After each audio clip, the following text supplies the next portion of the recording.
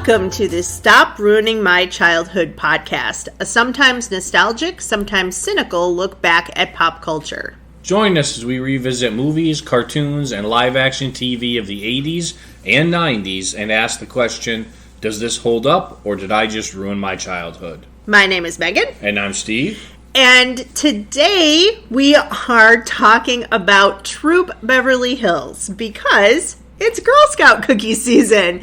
And you can find Troop Beverly Hills on Amazon Prime. You can rent it or buy it if you really love it. And maybe, depending on our review, you'll maybe want to do that. You can find us on StopRuiningMyChildhood.com, and the links for the show will be there, as well as the link for where you can get Girl Scout cookies. So still buying them from your local troop, but they do have a website.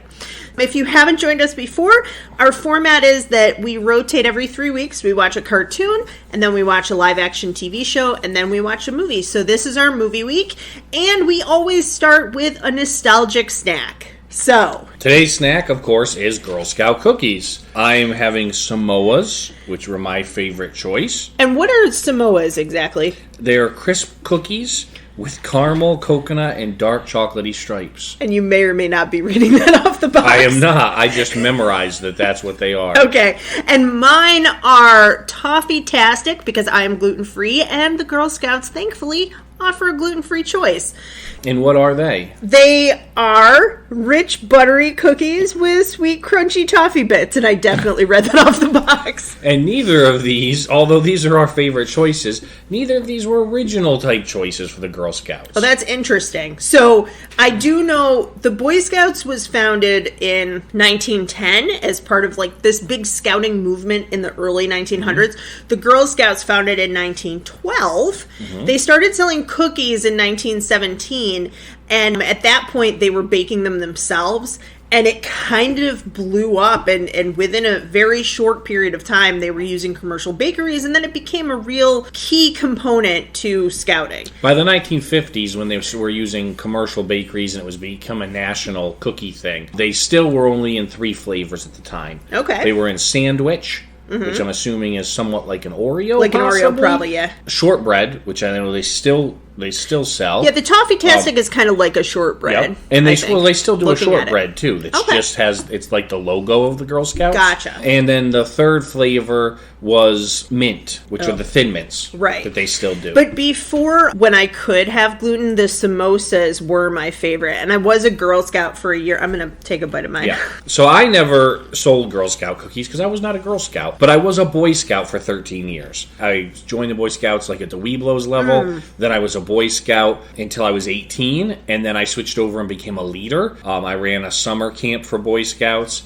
and was a Boy Scout leader for a few years. So I was aware of the Girl Scouts as well as their cookies. Boy Scouts never sold cookies. We didn't sell snacks, really. Occasionally popcorn. Candy bars? Not really, no. Occasionally popcorn, but really the Boy Scouts when I was in, we had these kits where we sold like novelty things. Okay. And you almost had like a sales kit that you'd go around and show people, what your different novelties were, and they'd order them from that, I think it was called Tom Watts. Okay. And they'd order them from the catalog and from the sample you had, and then they came in like 6 or 8 weeks later, and they delivered to the person. So, what are some of the novelties? Not novelty candy, obviously, but no, they were like sometimes they would be like kitchen gadgets or like little household things. Sometimes there were kind of toys you could buy for like a kid, but it was a mix of a lot of different things. That's kind of interesting. Yeah, and they came in. I remember like a cardboard suitcase that you could open up, and it was almost like a door-to-door salesman. Traveling salesman with your little Boy Scout uniform. And that's how we raised money for summer camp. Yeah. Which is kind of what Girl Scout cookies do for Girl Scouts. Yeah, I was only in Girl Scouts for a year, and I'm not sure why. I really do like camping. I like being outdoors. I'm not quite sure why I didn't do it. It could be I had a lot of other interests as a kid, and as a child, I know for a fact I was in brownies. So brownies is for like 2nd and 3rd graders. My guess is that it was somewhere in that year, and I remember they had a fashion show of all the different uniforms.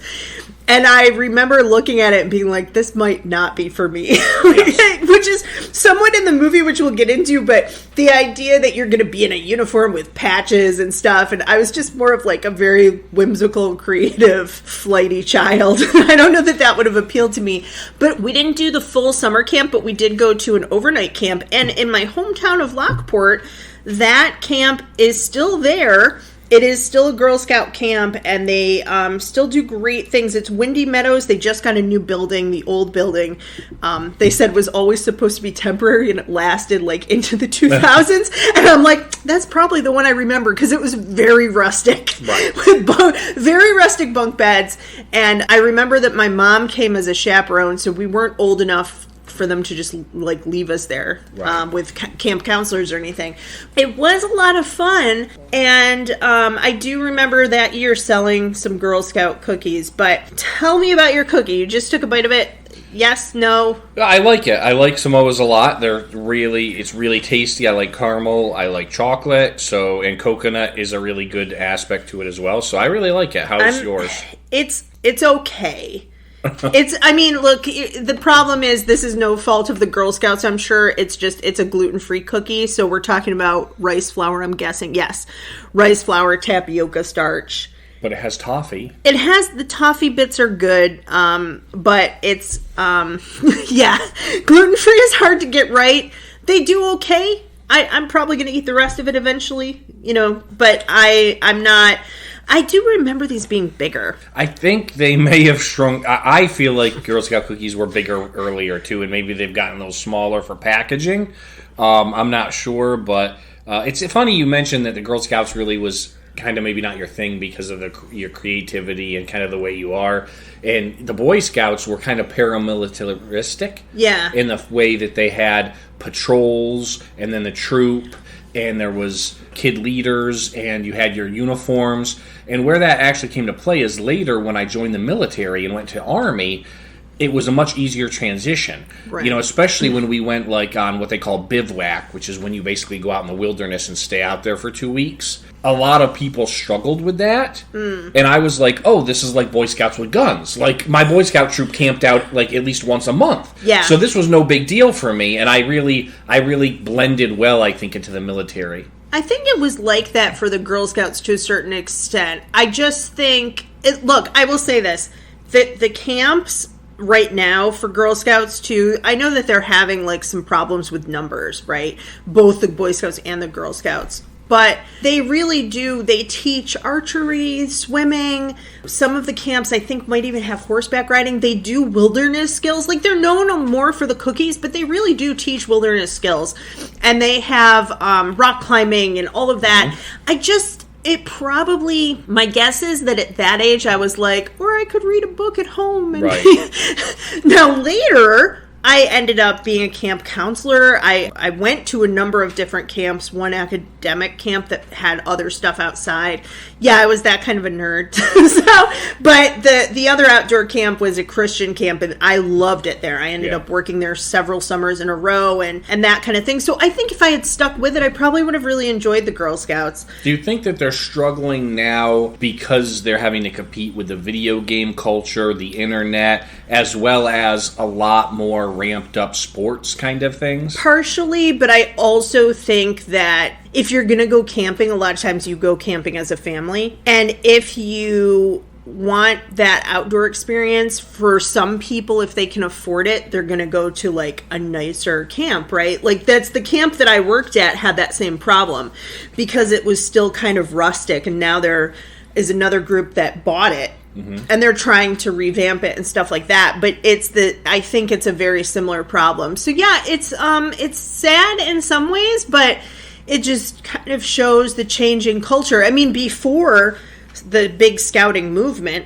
you wouldn't have needed wilderness skills because your daily life. Yes. If you like Little House on the Prairie, you're just out feeding the cows and trying to survive. 1910 is the Boy Scouts, and to be honest, the Boy Scouts of America was 1910, but they were spurred off the Boy Scouts that started in London, which was even earlier. And actually, in my troop, I was in Troop 1. Which historically came from the first troop in the U.S. States. That's awesome. Right now, Troop 1 is left. It's in Ballston Spa, New York. And so there's a lot of history to that. But I think that it's interesting that it started around the turn of the century, right? Not long, really, after the Industrial Revolution. Right. Where people moved into cities, people were doing industrial work, and there was a move away from rustic. So now there was a need to teach kids that was different, so it was a special thing for kids where they weren't seeing it every day. Yeah, that's true. It is interesting because I do think, we're looking back at pop culture, but pop culture is a reflection of the real culture, right? Mm-hmm. The culture of our time. And this is something that culturally really has changed. I don't know if you go in, like, I teach at a community college. If I went in and said, how many of you were scouts? I might get one, maybe. There's definitely, it's not like it used to be. But when I look back at pop culture, that's part of what I think of in the 80s and 90s. Not only being a scout, but things like I got Boys Life magazine every month. Right. That came as being a Boy Scout. Part of my dues, you got a subscription to Boys Life. Yeah. And that, the covers of Boys Life, the article, that's something that sticks out to me as part of the culture of the time. I don't want to jump ahead to the movie yet until after we do our summary and our snack review. But they sing Kumbaya a bunch of times. Yeah. And those songs, that is something I do remember. I remember, like, Little Bunny Foo Foo, and I remember, like, there's Girl Scout songs, like camp songs, right? And again, that's kind of part of my childhood. So let's get down to brass tacks for Girl Scout cookies. We're going to vote on this on patches. Yes, so for out of merit badges. 5 out of 5 merit badges, what are you giving Girl Scout cookies? Okay, so we give our snack 1 out of 5, and then we do the movie 1 out of 10. Yes. So for merit badges, I think a 3. It's okay. Gluten-free cookies are hard to do for me. I would eat it again. The toffee bits are a little too much for my teeth, and it's a little bit crumbly, but it's good. Well, mine is dark chocolate, coconut, and caramel. You can't go wrong with that. And not gluten-free, so that gets a 5. Yeah, I would guess. And if I could enjoy a samosa one more time. I wish that they would do a gluten-free version of the samosa. Like, just make the same cookie, but gluten-free. That's always my hope and dream. So, on average, 4 out of 5 for the Girl Scout cookies. But look, half the money goes directly to the troop. A lot of it goes, some of it goes to the people that produce the cookies. But a lot of it goes to the local troop and then also the region for wherever their camp is. So definitely support your Girl Scout cookies and check out that link on our website. So let's get into Troop Beverly Hills is the Wilderness Girls. It's pretty clear that it's supposed to be the Girl Scouts, but apparently the Girl Scouts did not care for the movie when they read the screenplay and would not allow their name to be attached to it. But let's get into the full summary, and then we'll do a little bit of history and fun facts about the movie. Okay. So, in the middle of her divorce, Beverly Hills housewife Phyllis Neffler decides that she wants to prove that she can stick with something, because she apparently has a habit of jumping from cause to cause, as well as kind of give herself a little bit of a self-esteem boost. So she decides to be the leader of the Wilderness Girls Troop, which is kind of like your Girl Scouts, but it's the Wilderness Girls in this movie. And it's her daughter's troop, so she takes over the troop in Beverly Hills. Unfortunately, she's ill-equipped to do that. She basically shops all the time. She knows how to be a very rich Beverly Hills wife, but she doesn't have a lot of other skills. But to be fair, the girls are kind of the same. Oh yeah, she becomes the head of a troop of girls that are all kind of spoiled rich girls. And so, like, her idea of Wilderness Girls activities are like going to the jewelry store to look at gems, or their first camp out, they end up ditching the wilderness and all staying at the Beverly Hills Hotel, or they are doing designer runways with new uniforms that they had made because the old ones just look too passé. While this starts to work at the beginning, and she does start to build a little bit of camaraderie with the girls, we do run into an antagonist and a rival troop leader, and kind of like the district leader of the Wilderness Girls, who does not think that she's doing a great job, and also kind of nixes all of her patches and says all the stuff the girls have been doing are not Wilderness Girls type stuff. And so the only way that they can really prove that they're a troop that should stick around is to win this Wilderness Girl Jamboree event. And so they end up overcoming trials and tribulations during this weekend-long event where they have to track like 20 miles a day, camp over 2 nights, and then be the first troop to cross the finish line at the end of this jamboree event. And also before that, selling cookies. Selling cookies was one of the things that they got into. Yeah. They had to sell cookies and getting merit like badges. Yeah, getting merit badges. And so through it all, they kind of play off one another. They teach each other things. She does grow with the girls, and then at the end, they're able to overcome the trials and tribulations of the other troops, as well as this rival troop leader. And the wilderness. Yep. And not only that, but they actually slow down their chance of winning the race by stopping to help the rival troop leader who has broken her ankle, and her troop, who she's raised to be cutthroat, left her behind so they could win. The infamous red feathers. The red feathers. And so they have the choice of trying to beat the red feathers to the finish line, or stopping to help this woman who's been nothing but a thorn in their side. And Shelley Long's character, Phyllis Neffler, basically teaches the girls, like, listen, we've done it the right way, we're gonna stick to it and do what, she is a wilderness girl and we took an oath. And so they make a stretcher out of their bags, and they cross the finish line second, but carrying this other troop leader. And the facts were, the rules were that the first troop to cross the finish line with all their members and their troop leader. So even though the red feathers were cutthroat and left their leader behind and crossed first, it doesn't count because they didn't have their leader with them. And so doing the right thing pays off, and they displayed the true wilderness girl spirit by helping another person, and so they win in the end. But not only that, she proves that she can be more than just like a materialistic Beverly Hills wife, and in the process kind of wins her husband back. And so the family ends up getting back together, as well as she has this new family of wilderness girls in their parents. Yeah, and all of the girls have a happy ending, and then everybody claps. Of course. Of course. Because it's the 80s. Because it's the 80s. So some interesting history about this movie. It was inspired, actually, the woman who produced it, Ava Ostern, she had a husband who was also a producer, and she ran a theater center, and she was the troop leader for Beverly Hills, for the Girl Scouts.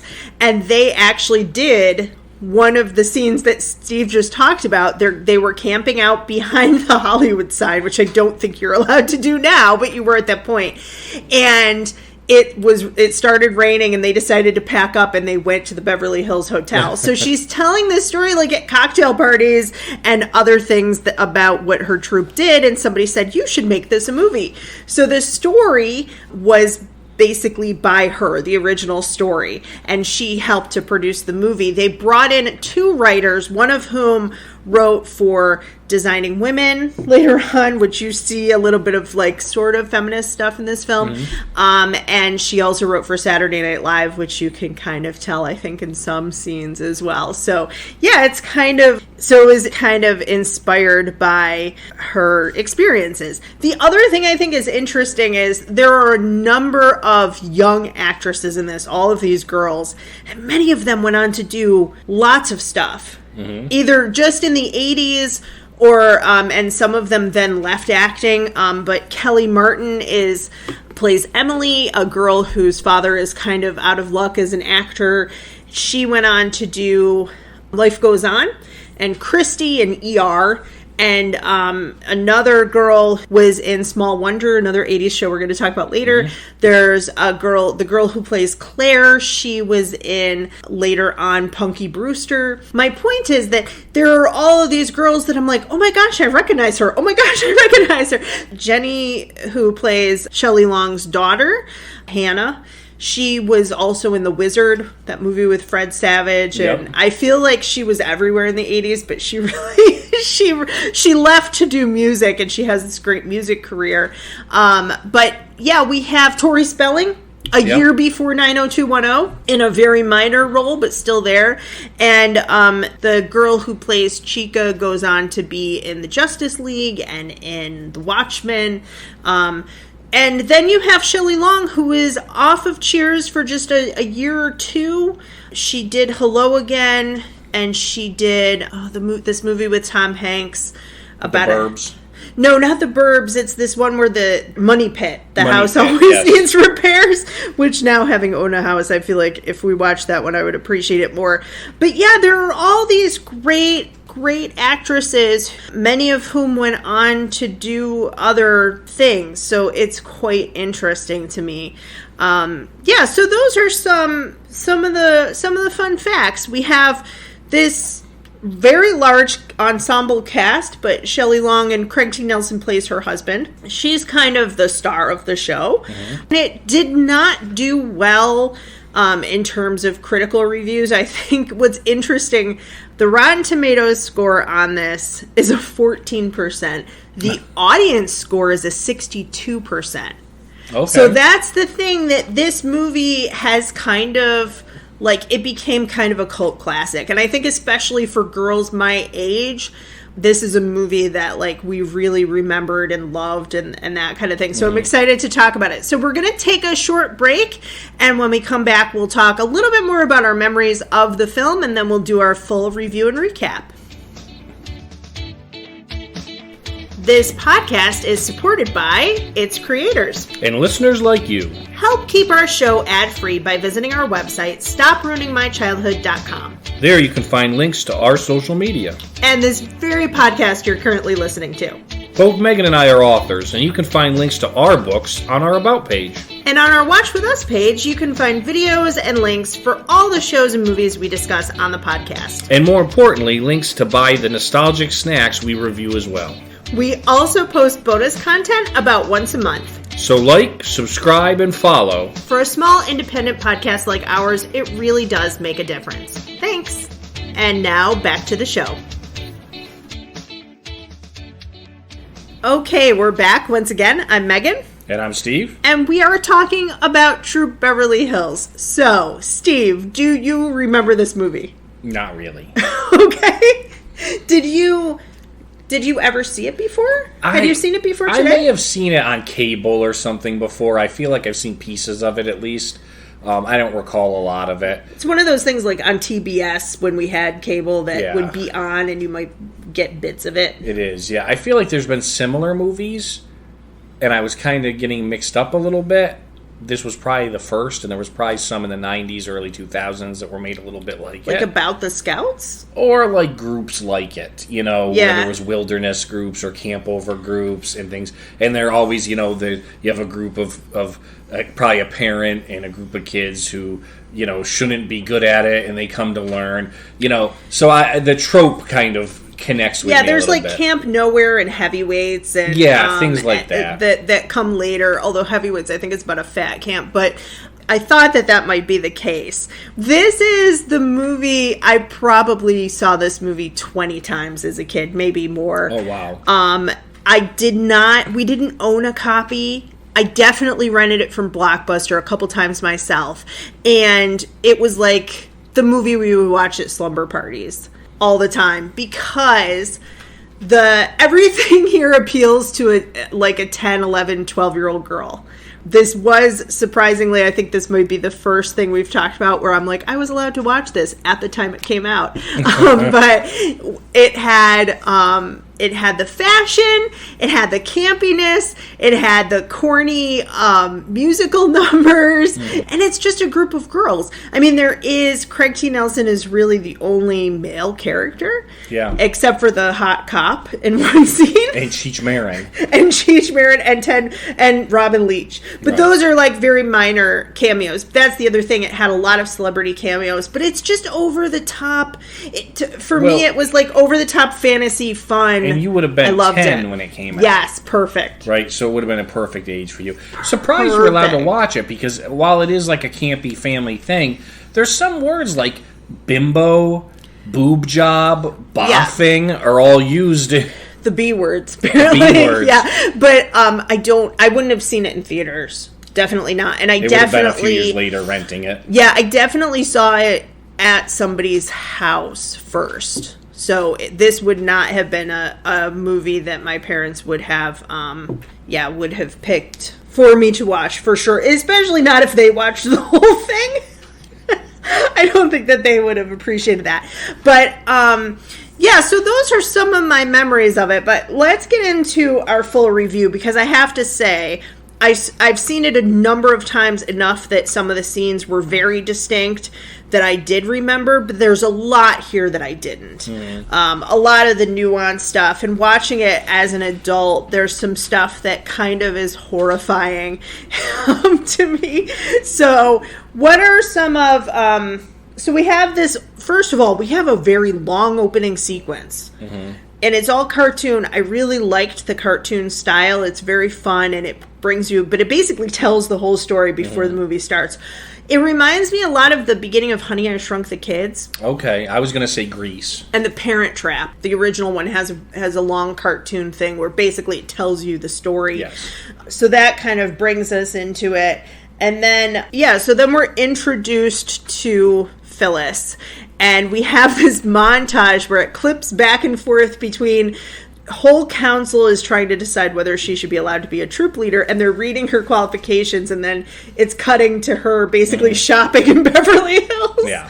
To me, this sequence sets up the fantasy of the movie, that we're in this kind of other world, that it's aspirational for little kids, that like watching Richie Rich or something, maybe for boys, right?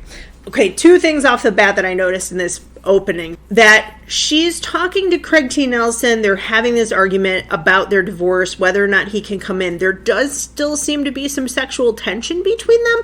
He's almost flirting with her as he tries to get up the stairs, but it's very clear that this is a difficult divorce. Right. Then they keep arguing, and their daughter is right there. Yes. And they're arguing in front of their daughter while she's trying to do gymnastics practice, which, by the way, she has a full gym in their house, complete with a balance beam, and it's 2 stories, basically, or 1.5. Yeah. But they're arguing in front of their daughter, and this is a theme that I did not pick up as a kid, that I do as an adult, of, like, the kids are the adults, and the kids are parenting their parents. So Jenny Lewis, who plays Hannah, is like, come on, you guys. And she's like acting like the peacemaker and trying to get them to stop arguing.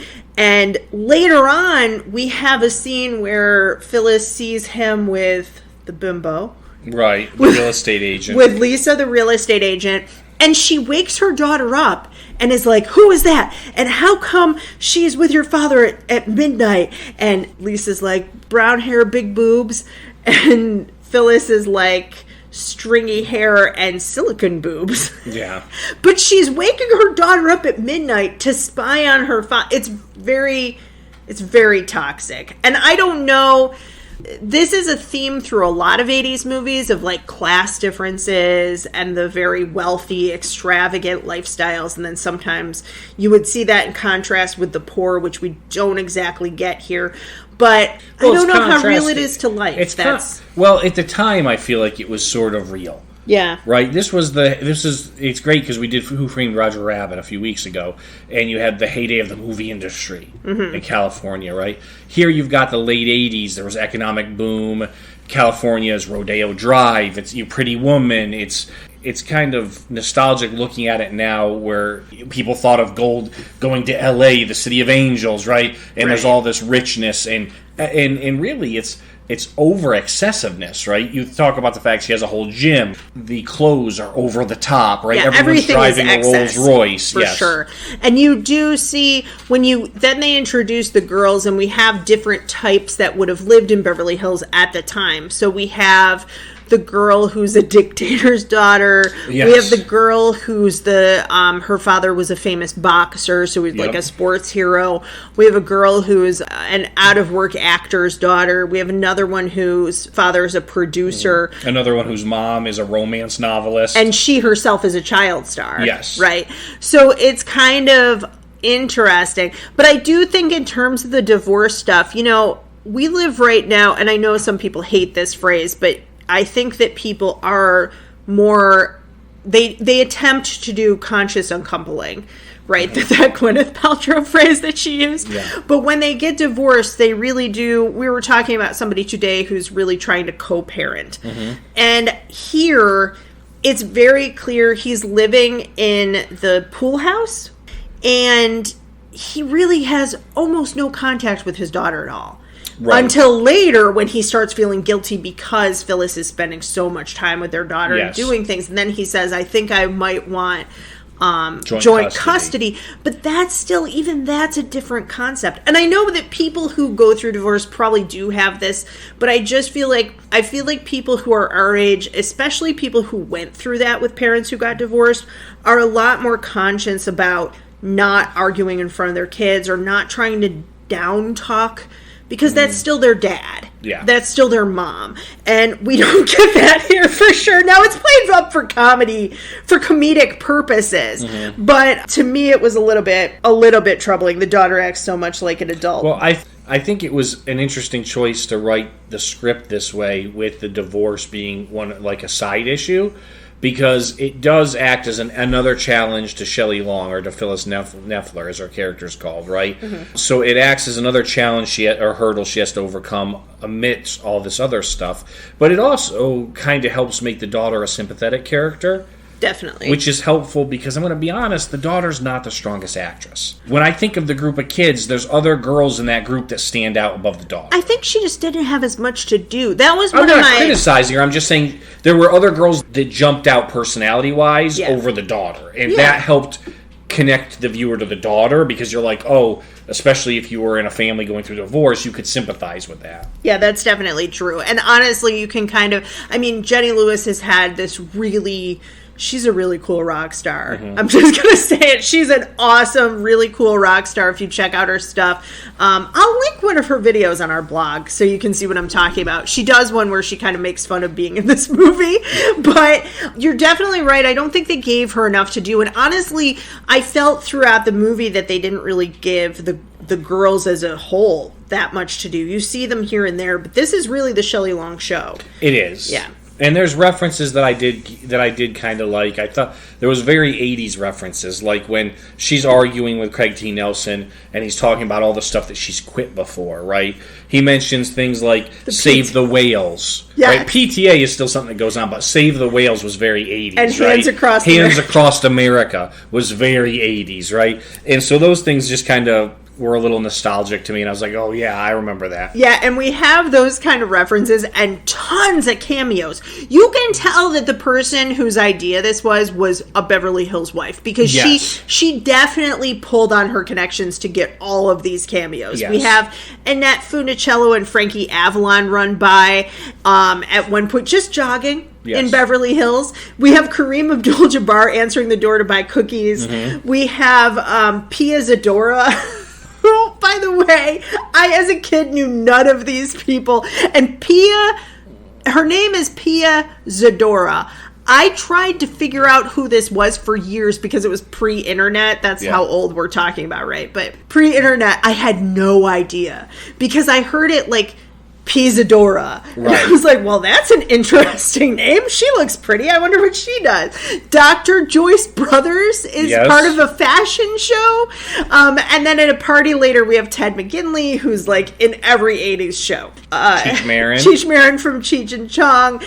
It's just, it really is like this star-studded event, and you feel, in some ways, you feel like you're in Beverly Hills. And with the costumes, I meant to mention this before, it kind of reminded me of Clueless, where you have like all of these ridiculous outfits. Yeah, the outfits were over the top. And Shelley Long, it's not just in scenes. They do cutaways for like 30 seconds where she's in a totally different outfit. Yes. Right. Somebody calls her on the phone and she's fake trimming these pear trees. And she's like, oh, I broke a nail. And I'm like, we have not seen that outfit. And we don't see it again. Yeah. And they're huge hats. One time she's wearing this peplum that looks like two Pringles chips put together. Yes. At the party she has on what I said that was a ridiculous dress, and I drew a picture. Steve drew a picture of what looks like a woman with a taco on the bottom of her dress.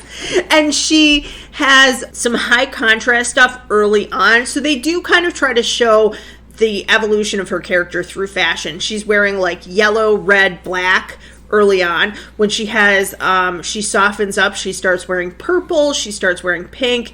When she's going through a low point, she has gray and black, like very the frumpiest dress that she wears. Now, if I were it would be like the fanciest dress that I have. Right. But here it's really frumpy. So that's kind of interesting to me, too, the way that they played with fashion through the whole thing. But at any rate, you have this scene of them arguing. By the way, and I should, maybe I shouldn't, I might cut this part. But it did remind me of Betty Broderick's story, because Betty Broderick, very famously around this time, was a Beverly Hills wife and mother who had put her husband through law school and medical school. And then he left her for a younger woman, and then she was obsessed with him and stalked him, basically. And so then, she opened her own troop of Girl Scouts. No, she murdered her husband. Oh, that took a wrong turn. That's not where we are. They did a Lifetime movie about it, but the movie could have gone a totally different direction with that same setup. And it did remind me, like, yeah, in some ways, this is how people are living, that they're very wealthy and they're having these huge divorce settlements at this point in time, too, because of all the wealth in that area. Well, she mentions that she clipped coupons while he was in law school. Right, which kind of reminded me of it. But at any rate, then we move on from them, and we see the girls, and they're very suspicious at first that she'll just leave them like every other troop leader. And then she goes to the meeting of all the Girl Scout leaders, and we meet our antagonist. I feel like the antagonist is good. She's militaristic. She's pushy. She wants the Wilderness Girls to be combative and competitive and to basically win at all costs by stepping over people. But we see that there's a few older women on the council who are not that way. The interesting thing about Velda that I didn't pick up before is that she's a widow and she's a former Army nurse. They mention that. Yes. And so then you kind of say, okay, so she hates that this group is rich. And it's interesting, the setup is a little bit like Animal House, where you have one group that's very militaristic and one group that's very, like, imaginative, creative. Yes. And it's not counterculture, but it's interesting, too, that the wealthy people are the outcasts. Yeah, so then we have, to move along a little bit, they go through all of these things to win some merit badges. Right. But of course, they have no skills for normal merit badges, so Shelley Long gets kind of creative in how the merit badges are. Well, some of them it makes her own, but others, like, I think grooming or something, but she takes them to the salon. Right. Instead of like learning grooming, or braiding or something. This is the sequence that I really remembered from this film. I love the dances. She's teaching them one of the merit badges is for dance, and it's implied that you should be like learning the waltz. Right. And instead, she teaches them all of the novelty dances, the pony, the mashed potato, and of course the Freddy, which just looks so ridiculous. But then they go to the home for elderly people. They go to the nursing home. They do those dances to help the older people. Yeah, yes. and they have this really sweet sequence where they're passing out magazines. Now, there's a little off-color joke there with some of the magazines they pass out. They're playing badminton with some of the older people. They're doing dancing with some of the older people. And it's really cute and really sweet. Now, one of the wheelchairs starts going down the hill as they're dancing. But it's this really sweet sequence, and you can see that these girls, at their heart, like, they really just want to be friends. They want to be kind to each other. They want to be more like normal girls. And this is probably the first time they've given back. So it's kind of a turning point in the movie when they start. And then they go to the jewelry store and appraise diamonds. Yes. So you have a little bit of both. The cut, the color, the clarity, all of that. And then after they kind of overcome all of that, they have a ceremony where they get all the patches, and then we have the selling of the cookies. Right, and of course, they go out to sell cookies in their neighborhood in Beverly Hills and find that everyone's bought cookies already because this Velma woman, the antagonist, her daughter's troop, came into that neighborhood and Yes. sold to people that weren't from their area. And her daughter is even more militaristic than she is. Yes. She's got this very, powerful, let's go do it! And Tori Spelling is, her second in command Yes. with these braids. Yeah, right off of Saved by the Bell, Yes. Tori Spelling, and right before 90210. So they decide instead to have events. Because Right. what else do people in Beverly Hills do Right. but have wonderful, luxurious, Yep. lavish events? And sell cookies, which Yeah. is actually kind of a way of not giving up, because they really couldn't have gone door to door traditionally, because they had basically, this other troop kind of scalped their stuff, right? They jumped in and took over really areas that weren't theirs to begin with. Yeah, it's kind of like when it's Halloween and kids from a different neighborhood come in and start get taking all the the candy they from get the all the neighborhood, candy yes. from the neighborhood before you get there, and then you get an apple and a pack Right. of raisins, that kind of thing. So I will say this: on the one hand, they have this corny, they put out a concert. The one girl, so this is a point we have not talked about. There's a lot of racist stuff in this movie. We have the Hispanic maid, and she has really no lines, maybe one line, but she's just there to be a maid. We have another person who's a gardener who also might be Hispanic. We have, at one point, they put on a Native American headdress and have a teepee in the living room. Mm-hmm. And so it's this very strange, but this is, again, not unlike a lot of stuff from this time period, that they're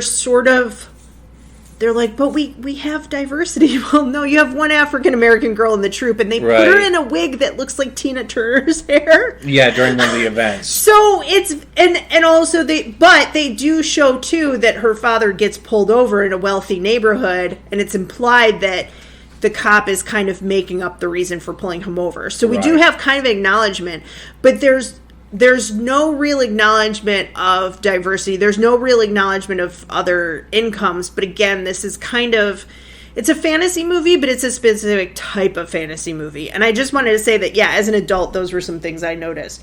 But we have this beautiful fashion show.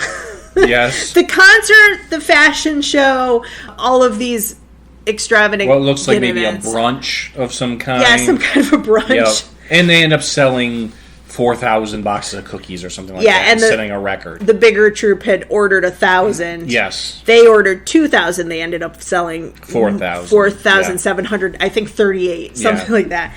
Yeah. And then we get to the big jamboree. Right. Now, did you go to a jamboree? I'm guessing you did, right? We went to camporees. Okay. Which it was kind of like the local. We would do a spring and a fall camporee, which were a whole weekend. Yeah. They weren't really like this. It was pretty much, there were activities and things like that, but you camped with your troop, and the thing was every month when my troop would go camping, we went just with ourselves. Mm-hmm. During the camporees, you were there with 30 other troops, so you could go and visit with other kids from other towns, from other troops. Yeah. You didn't have to walk 20 miles? No, we did not. Which, by the way, is the first half of the race, is 20 miles. And when I sat at this point, I paused the movie and I looked at Steve and I was like, so they have never worked out, and they're also 10 years old, and they're about to basically do a marathon in 2 days. Yeah, they're doing a march that they don't do in the military. Yeah. It was kind of, again, it's a little bit over the top. Yeah. But I think it's interesting the different ways they show that it's not so much, they're still afraid of there's a skunk, there's a water snake. Right. But they're really showing by this point the teamwork. Yes. And we've seen these girls help each other through other problems. We have Chica, whose parents forget her birthday because they're in Monte Carlo. Yes. We have Emily, whose dad couldn't afford the $7.50 for the patch fee or the $10 for the group donations every week.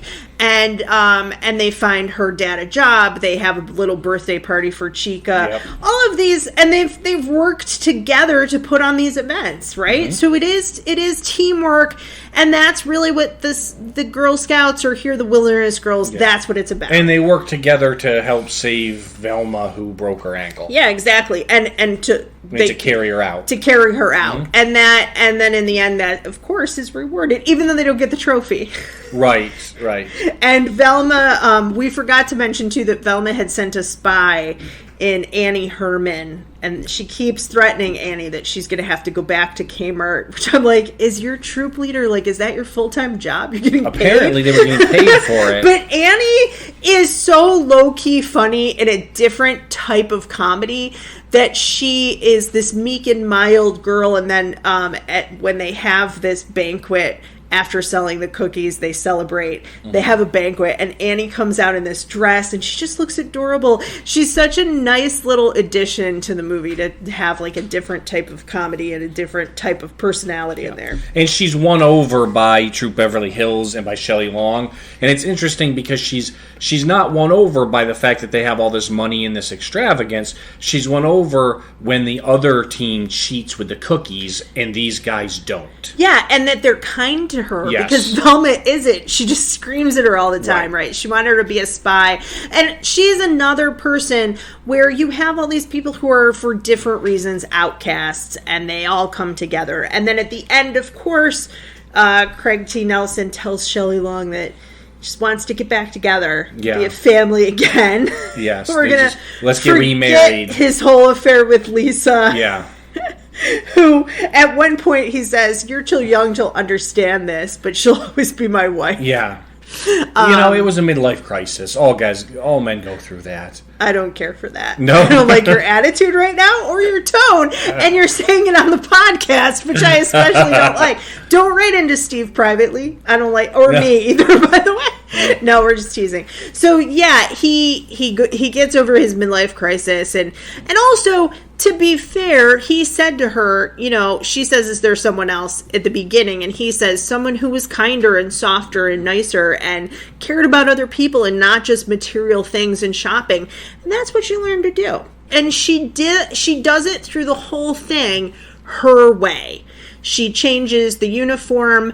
She takes them to places that they all like, right? The salon and the jewelry store and all of that. But they do it their own way. And so, yeah, there are, I think, some kind of, for this time and for this kind of a movie, sort of feminist themes kind of in the background of this fantasy movie. So, do you have any other highlights you want to hit? Or lowlights? No, I think I'm ready for my rating. Okay.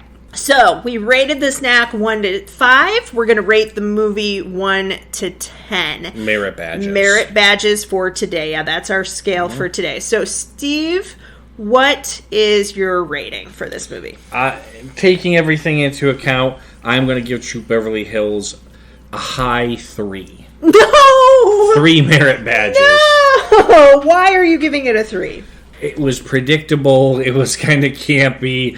There were certain pieces of it that just, I don't know, just didn't grab me. 3 is what I can give This is the first time we're super far apart, because other times we've been like 1 off or 2 off, but my rating here is a 7. Oh my goodness. I really like this. You must have been paid off by someone in Beverly Hills. No, I was not.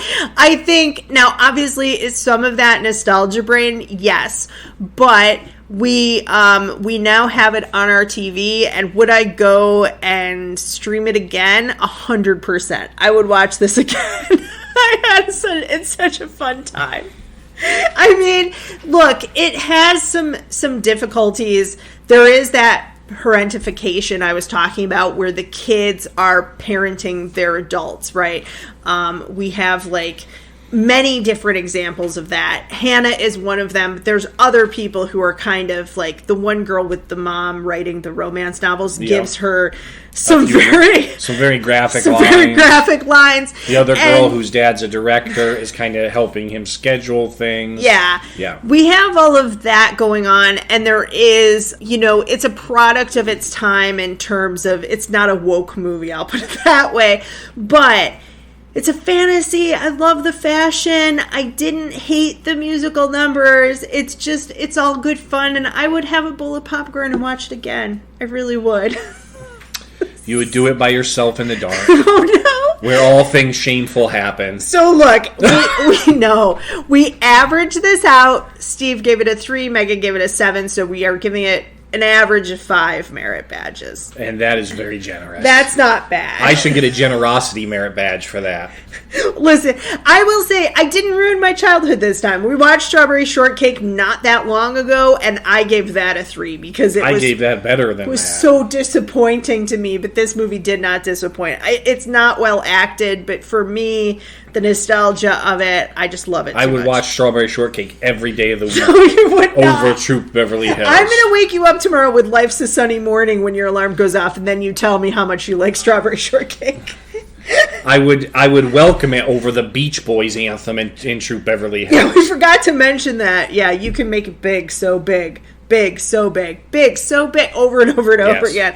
Beverly Hills, what a thrill. 5 merit badges for this movie. You can find it again on Amazon Prime. That is available for rent if you want to give it a 3 like Steve, or to buy it if you want to give it a 7 like Megan. I would find it for free if I were you. But definitely watch along with us. Visit our website, stopruiningmychildhood.com. We have the blog where you can watch along. We also have links for the snacks.